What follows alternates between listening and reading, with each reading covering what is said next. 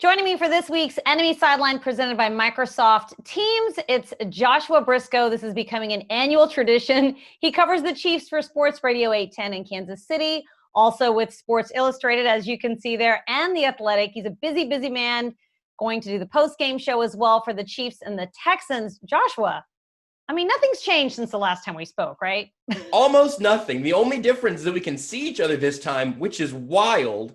Really, I think the world's pretty much in the exact same place as it was whenever we were talking during the playoffs. And I imagine there's a pretty good chance we'll do this again in a few months. Everything will probably be the same then also.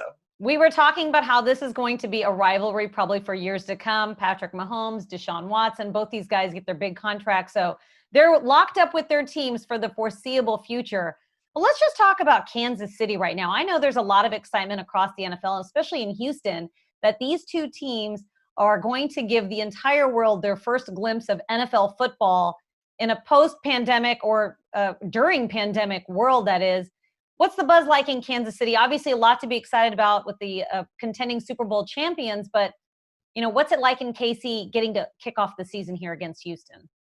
It's both like electric and a little bit dazed because I imagine you guys feel this also. It feels like football is both late and early right now. Like it feels like we've been waiting on this for months and months and months and months, but with no preseason and all of that, it feels like we kind of skipped some steps, and training camp was obviously very different. I wasn't in St. Joe for a month this year. All of that is really strange, but man, it's so exciting. It's so much fun. And we've had, they got their rings a little while ago. We've had these sort of different, again, very strange, distanced things. Basically, the Super Bowl parade happened here in Kansas City, and then things started closing down around the country and around the world, really. But we've had these little kind of celebrations, mini ones here and there. We'll have the banner happening, obviously, Thursday night. But it's exciting to have a football game. And for all the conversations we've had so many times this offseason about what's it going to look like, we can stop asking that question. We can actually see it. And personally, I think this goes for most of the city. I'm really glad that it's against the Texans because they're a very interesting team that gets you the quarterback battle. You love an opening night quarterback battle. Yeah, you absolutely do. And it's the next generation of quarterbacks. I know for the Texans, they love to sort of wash that bad taste out of their mouth, how the 2019 season ended, to get right back at it and face the Chiefs. But when this whole thing started with COVID, I know one of the first bits of news were all the players that were opting out because of COVID-19 concerns. And the Chiefs definitely were one of those teams. They've lost a few starters out there. Can you talk about that, how they have addressed that? One is obviously their offensive lineman who went back and wanted to help treat COVID patients, and then running back Damian Williams. How has the team sort of managed the loss of two big players like that and some of the others? This is going to be very strange to talk about kind of as bluntly as I want to, because it's not an insult to either of those guys. And certainly Laurent Duvernay-Tardif staying in Canada to continue fighting COVID as a doctor is like the most admirable possible reason to opt out of anything. Damian Williams is going and being with his sick mother right now. They had excellent reasons, and the Chiefs are going to be fine. They brought in Kelce Osemele, the former Jets offensive lineman, most recently spent some time there. It didn't really work out. That's okay. Spent better years with the Raiders and the Ravens before that. He's going to step in at left guard. He's going to kick the previous left guard, Andrew Wiley, to the right side, which all of that got shuffled a little bit last year. You can take my word for it, though. Osemele's going to play left guard. Wiley's going to play right guard, and the offensive line's going to be just fine. And they drafted Clyde Edwards-Helaire in the first round of the draft before Damian Williams opted out. Darrell Williams is going to be the number 2 running back this year. They like him a lot. I like him a lot.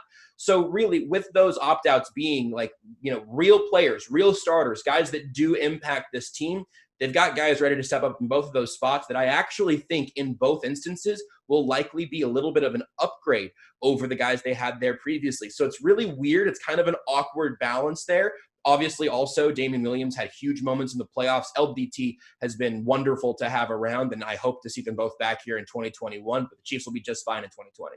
All right, let's talk about this crazy offseason, because it seems like rookies are going to be at a bit of a disadvantage. No preseason games, no rookie mini camp, no offseason training program. It seems like it's going to be the year of the veterans, at least according to head coach Bill O'Brien. That's what it seems like. So how are the Chiefs? What is their attitude or their expectation for a rookie like Clyde Edwards-Helaire coming in and playing such a big role on such a big stage, especially on opening night? Are there any concerns that he might not be ready for such a big stage being a rookie? So, I mean, it's a great question. And that's actually been kind of the big question of this week so far is like, hey, is Clyde going to be ready? And I think the answer generally has been a resounding, yeah, he'll be ready. He had huge stages in college, obviously, at LSU. And so the pressure of bright lights won't be new to him. The environments are going to be weird because they're opening at home, but with like a few thousand fans as opposed to 60 to 70,000 fans. It'll be strange and it'll be a challenge for rookies all across the league, absolutely. But the reports we've gotten out of camp and even the little things that you've gotten, and I know you know how this game works sometimes. Whenever this reporter says this thing, you know where that comes from, and it means that the coaches are excited about a certain player. Patrick Mahomes got a lot of those things whenever he was about to take the reins for this team. Clyde Edwards-Helaire has gotten a lot of that similar hype from similar very, very trustworthy sources that makes me think that within the building, the Chiefs are pretty confident that he'll be absolutely good to go. All right, well, let's get to our next gen stat powered by AWS. Patrick Mahomes leads the NFL in passing touchdowns since 2018 with 76. He's ahead of Russell Wilson, Matt Ryan, Drew Brees, Kirk Cousins. So here's Patrick Mahomes, year 4, coming off the heels of a Super Bowl championship contract extension. How does he get better this year? What is it that he wants to work on? Can he get better this year? I love this question so much because the answer is absolutely yes. In fact, last year, he had an ankle injury in the first game of the season that bothered him until he had his kneecap dislocated in that horrible moment against the Broncos later in the year. Then he took some time off. He was dealing with that ankle up until his knee, and then he was dealing with the knee for a while. And then we finally saw like a fully healthy Patrick Mahomes at the tail end of the regular season and into the playoffs. So he's just going to be healthier this year, I guess, fingers crossed, knock on wood. But beyond that, he's talked many times over about how much he still feels like he has to learn in terms of reading defenses and not just like recognizing them, obviously, but being able to read them on the fly. It's the pre-snap reads, and then it's reading what happens in the milliseconds after that. Because Andy Reid's offense is so packed full with reactions to the reactions that end up putting the Chiefs' offense ahead. Here's sort of a way that I've tried to urge people to think about it. Andy Reid has been a head coach for over 20 years in the NFL. There's no chance Patrick Mahomes has all of that information transferred to him yet. It's just impossible. And Andy Reid is always evolving also. So I think we're going to see this offense and Mahomes, and to some extent Andy Reid, all continue to grow this year. All right, you mentioned health. One guy that the Texans did not have to see last year, fortunately for them, Chris Jones on that D-line. So let's talk about Chris Jones now paired with Frank Clark, because he sort of got thrown into the mix last year, but he's been with the Chiefs now a full season. So how much better does that defensive front get with those two out there on the field together? What have you seen from them so far in camp?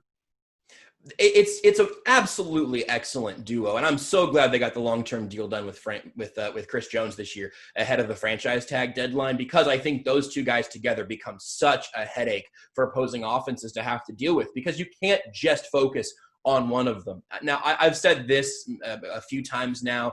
Tyrann Mathieu may have been the most important player on this Chiefs defense last year. They had so much to fix from a mindset standpoint. Steve Spagnuolo comes in and helps them totally restructure this defense.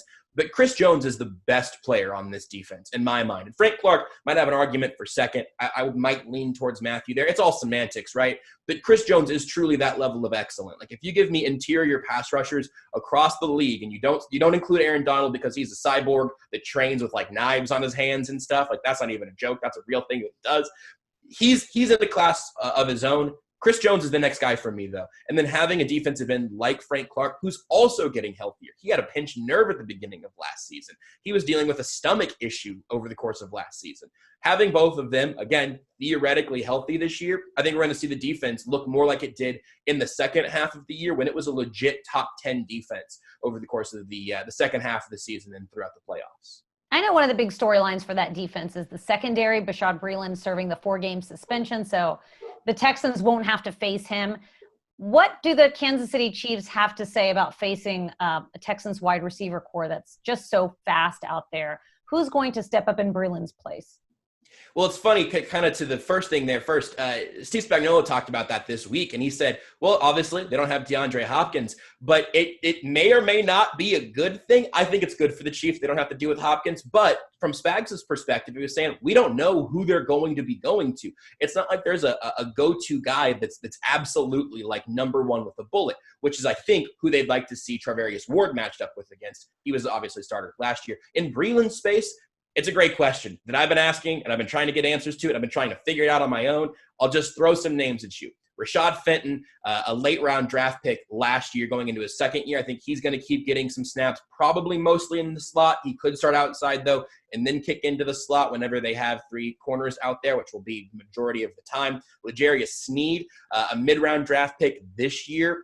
I just don't know if he's ready. He's got the speed to keep up with the Texans receivers, but I don't know if he's an NFL corner right now. Antonio Hamilton is kind of a career special teamer who's gotten a lot of snaps in a lot of different places in this Chiefs defense over the course of training camp. But like, those are three names that I just threw at you. And if you told me that any of them had the most snaps in Breeland's absence, I wouldn't be surprised. I think it's probably Fenton in base packages. He kicks into the slot.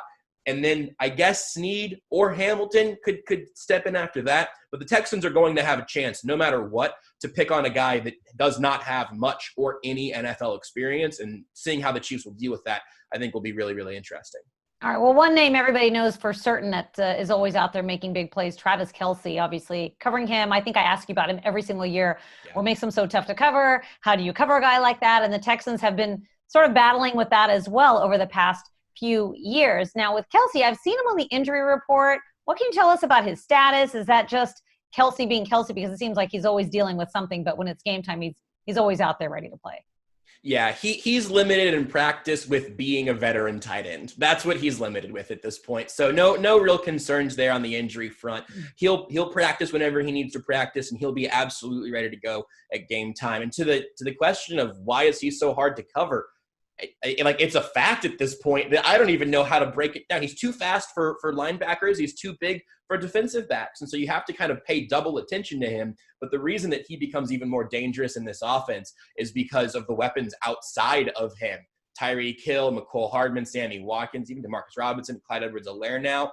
You eventually have to pick guys that you're not going to double, and in some cases pick guys that you're not going to pay much attention to at all.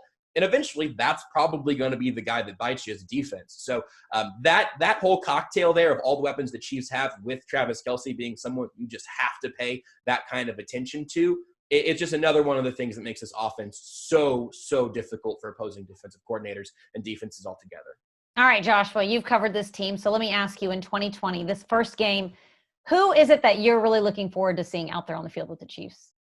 I'm excited for McCole Hardman, and I'm not even fully ready to like tell everyone that they need to go get him in fantasy. If you still have a draft left, you're going to try to get a trade in before the game starts. But I'm really excited to see what he does in his second year in this offense.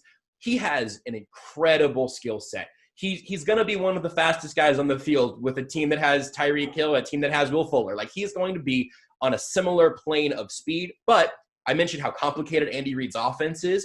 That was a big learning curve for him to stay up with last year. And so I'm really excited to see what he looks like. It wouldn't surprise me if he had like a huge week one and just it was bombs away because he has the trust of Mahomes and Reid now.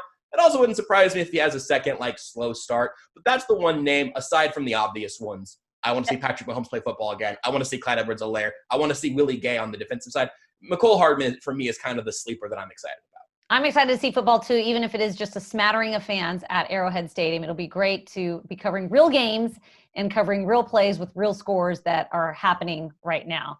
Joshua, always a pleasure. Joshua Brisco, you can catch him on Sports Radio 810 or The Athletic or Sports Illustrated. He's a busy guy. We thank you so much for the time, Joshua. And, absolutely. I'll we'll see talk you to you in January. Yeah, absolutely. Thanks, Josh.